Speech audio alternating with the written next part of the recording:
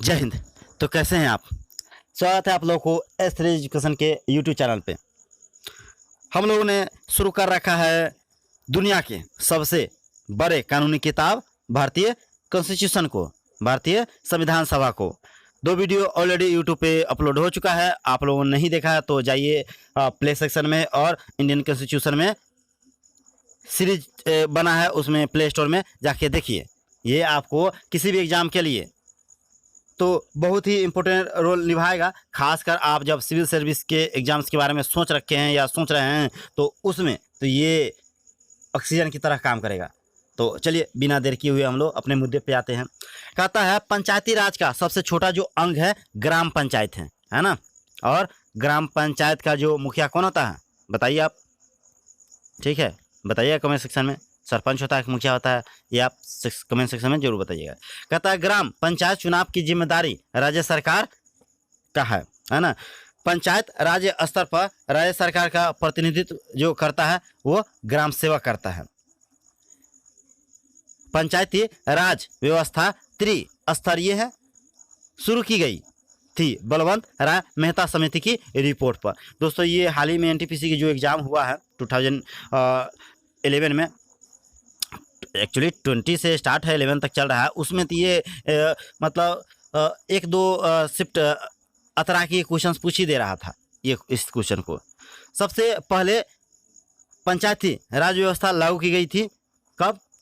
2 अक्टूबर 1959 में नागौर राजस्थान में, है ना। 73वां संविधान संशोधन 1992 में संबंधित है पंचायती राज व्यवस्था से। भारत में नागरिकता का प्रावधान है, एकल है, ठीक है ना। दोहरी नागरिकता किसका था भाई? जम्मू कश्मीर को हम लोगों ने हटवा दिया उसको, ठीक है। अब क्या है? सभी का एकल नागरिकता है। भारत की नागरिकता लेने तथा खोने के लिए न्यूनतम अवधि है कितना? क्रमशः है 10 तथा 7 वर्ष। मतलब आप कहीं से भी आके 10 साल तक भारत में रहते हो तो क्या होगा? आपका नागरिकता ऑलरेडी बन जाएगा। मतलब कानूनी प्रक्रिया द्वारा आप मतलब भारत के अति हो, क्या है, नागरिकता ले सकते हो। और लगातार आप विदेश में हो लेकिन आपका जो क्या है 7 साल तक आप देश से बाहर हो, उसको टैक्स उक्स नहीं भर रहे हो या बहुत सारा प्रक्रिया होता है जिससे पता चले कि आप देश से बाहर हो तो आपका नागरिकता खो सकता है, ठीक है। तो इस बात को आप ध्यान रहो, विदेश जाने से पहले इस बात से सोचिए लेना, ठीक है। चलिए मौलिक अधिकार संविधान के किस भाग में वर्णित है? तो भाग 3 में है। और अनुच्छेद कितना है? 12 से लेके 35 के। मूल संविधान में मौलिक अधिकार थे 7, है ना। मौलिक अधिकार कितना थे? 7। अब भी शायद हाँ एक घटा दिया, वर्तमान में कितना है? 6 है। बताइए हटाया क्या? संपत्ति के अधिकार को मूल अधिकार की सूची से हटाकर विधि अधिकार बना दिया गया है, ठीक है। अनुच्छेद 300 क के तहत कहता है कर दिया है 44वां संशोधन 1978 द्वारा किया गया था, ठीक है। मौलिक अधिकारों को संशोधित करने का अधिकार है किसको? संसद को है ना। लेजिस्लेटिव संसद को है। व्यक्तिगत स्वतंत्रता की रक्षा के लिए महत्वपूर्ण रिट याचिका है, क्या है? हैबियस कॉर्पस है ना। क्या है? Habeas corpus. वर्तमान में अनुच्छेद 51 क में वर्णित मूल कर्तव्यों की संख्या कितना है? 11 है। मूल कर्तव्यों को शामिल किया गया है 42वां संशोधन 1976। और इसको 42वां संशोधन को क्या बोलते हैं भाई? Mini constitution of India. मालूम है ना आपको? इसमें बहुत ही कुछ बदलाव हुआ था इस संशोधन में, अमेंडमेंट में, ठीक है। चलिए मौलिक कर्तव्यों को संविधान में किस समिति की अनुशंसा पर जोड़ा गया था? यह है सरदार स्वर्ण सिंह। अस्पृश्यता का अंत किया गया है अनुच्छेद 17 में। अस्पृश्यता मतलब छुआछूत। देखे है ना मूवी माजी द माउंटेन? सब बराबर धो देता है बेचारा को मगरू। चलिए जो पाठ कहता है अस्पृश्यता विरोधी अधिनियम बना 1955 में।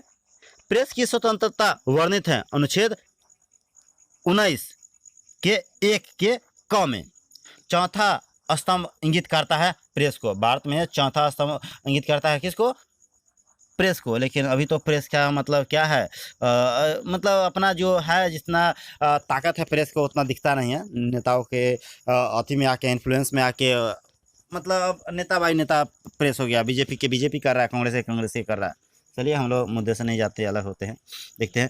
कहता है प्राण एवं दैहिक स्वतंत्रता वर्णित है अनुच्छेद 21 में। अल्पसंख्यक वर्गों के हितों का संरक्षण दिया गया है अनुच्छेद 29 में। 6 से 14 वर्ष की उम्र के बच्चों के लिए निःशुल्क शिक्षा अनिवार्य किया गया है। और ये क्या है भाई, मौलिक अधिकार भी है ना। मौलिक अधिकार में भी आता है कि 14 वर्ष के बच्चों को आपको किसी भी फैक्ट्री कल कारखाना में काम नहीं करना है, कम से कम एटलीस्ट इस एज में तो आपको पढ़ाना ही पढ़ाना है पेरेंट्स को। लेकिन फिर भी लापरवाह गार्जियन क्या करते हैं, लापरवाह क्या, बिहार में खासकर बिहार की मैं बात करूँ तो इतना गरीबी छाया है कि लोग मजबूरन बस भेजता है लोग बच्चों को कमाने के लिए, या गाँव देहात में ही करवा लेता है। चलिए, तो निःशुल्क शिक्षा अनिवार्य किया गया है 86वां 86 संशोधन 2002 द्वारा।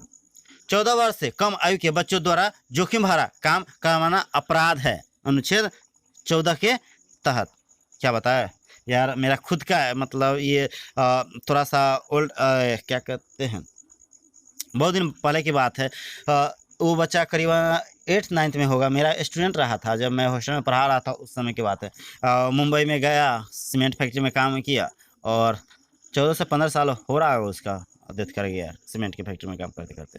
तो ये लोग जानता है ग्राउंड लेवल पे ये कोई भी नियम कानून या बहुत सारा काम ना फोर्सफुली ग्राउंड लेवल पे नहीं हो पाता है, यही अफसोस है। नियम कानून तो बना है लेकिन इसको अप्लाई करने वाला बहुत रेयर केस में होता है इस तरह से। चलिए, भारत का जो प्रथम नागरिक होता है राष्ट्रपति होता है। बहुत अच्छा बचा था वो, ठीक ठाक था पढ़ने में, बहुत ठीक ठाक था। भारत के प्रथम राष्ट्रपति थे डॉक्टर राजेंद्र प्रसाद, और तीनों सेनाओं का जो सेनापति होता है वो राष्ट्रपति होता है।